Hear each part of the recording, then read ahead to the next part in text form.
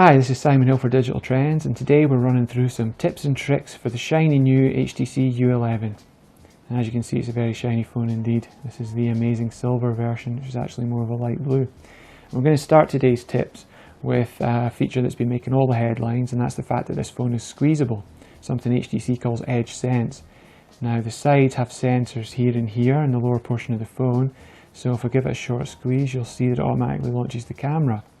I can squeeze again to take a photograph, and if you unlock the secondary advanced feature, which is a squeeze and hold, then in this case it launches Google Assistant.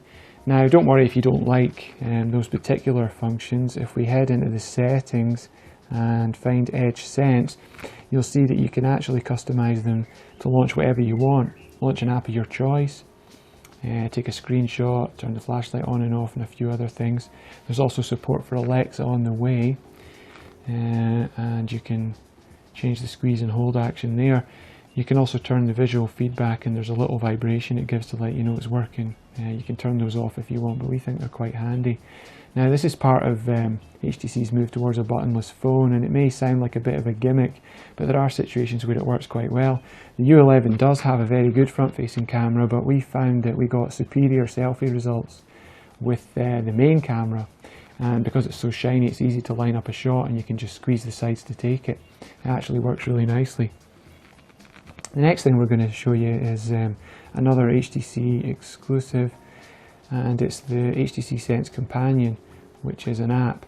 Now this phone still has Google Assistant, as you saw a moment ago, so this is an extra layer on top, and it's really just designed to suggest points of interest in the local area.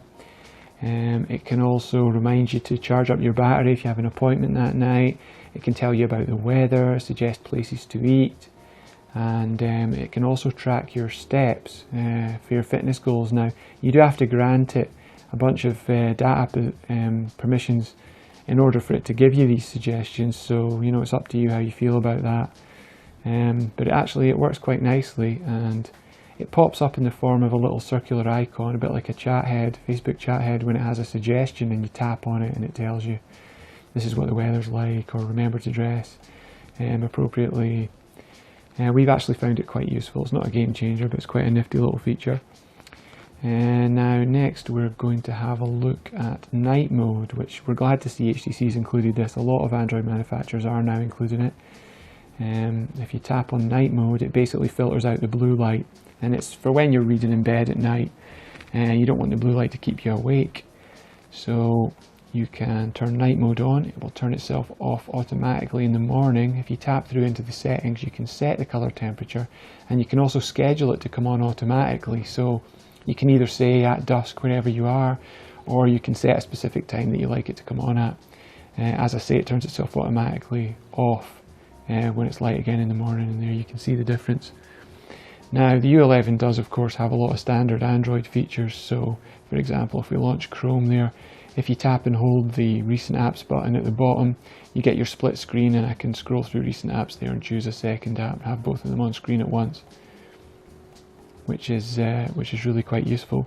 There are also some shortcut gestures in the U11 which are quite handy. If we head into the settings and go to display gestures and buttons, and we'll scroll down here, you find a media gesture for sharing stuff with DLNA devices that are in the vicinity. There's also the press power button twice for camera, which is quite nice, and you've got your motion launch gestures. Now these are only really useful if you have your phone unlocked when you're at home, or you're not using the fingerprint sensor or the pin as you really should, because otherwise you'll double tap and then you'll still have to put your fingerprint sensor in or enter your pin, so it's not much of a shortcut. But they could be handy in some circumstances. Now one of the most impressive things about the U11 is the camera, and as I said before, we like this squeeze shortcut to launch it.